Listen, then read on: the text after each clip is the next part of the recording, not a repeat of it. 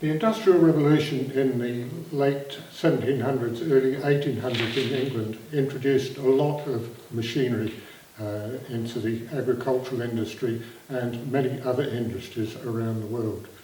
This particular machine is a ChaffCutter and was first produced in the late 1700s, early 1800s.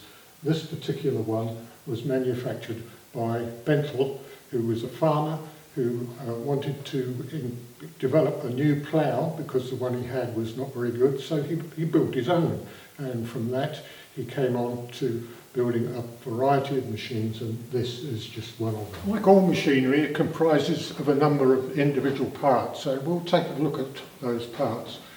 This is the flywheel which holds the blades that are used to cut the straw and the hay around there.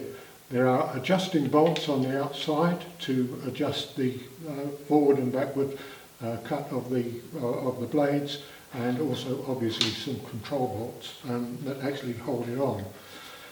It has a handle here, a very long handle, and why you may well ask, but once it's in motion you need at least, or preferably, two people to actually operate it.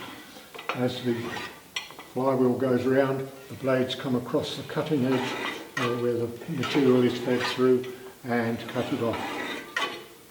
Right, the next piece we're looking at is the gearbox, which is under this easily removable cover. And inside we see the gears. You'll notice I mentioned earlier that we cut hay in two different lengths, and in order to do this we adjust the speed of the drive cogs, which we'll look at shortly, and that will give us a difference between the length. The gears drive so, and at the moment we're in the lower gear and it's driving straight through that pulley there, and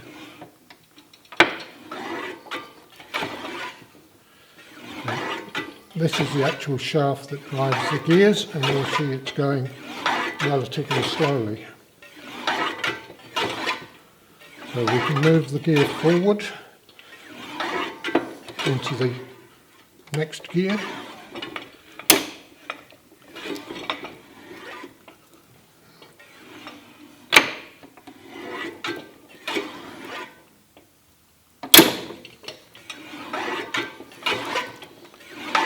And we'll see that the gear shaft is moving even slower.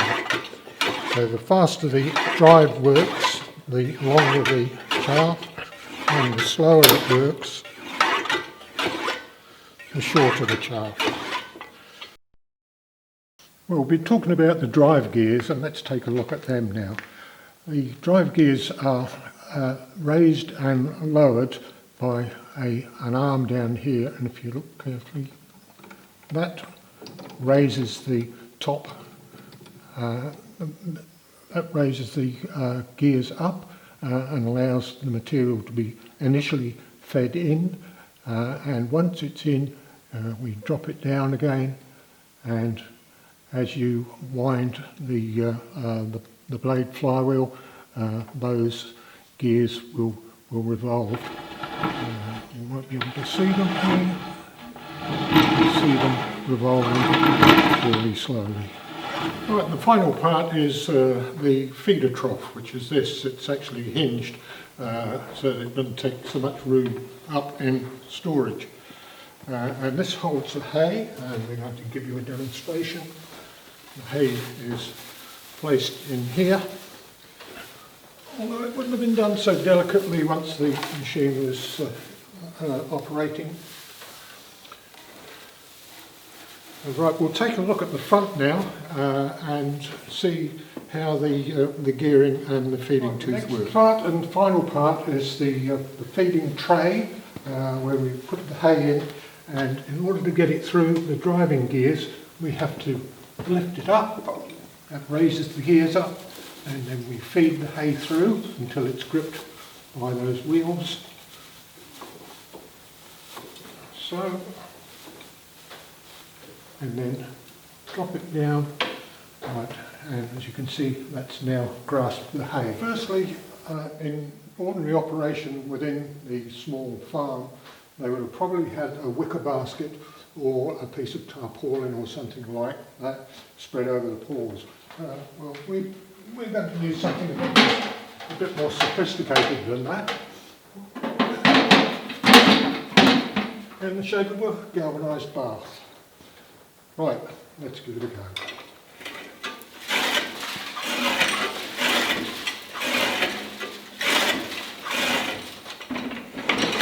Now, you can see that's pretty hard going, which is why the handle is long.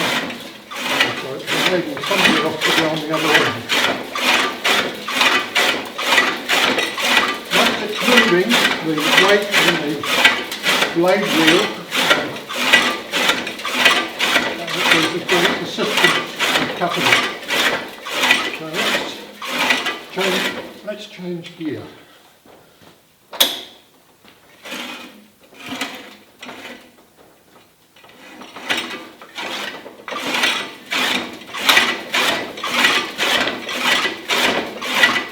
Now that's cutting considerably longer.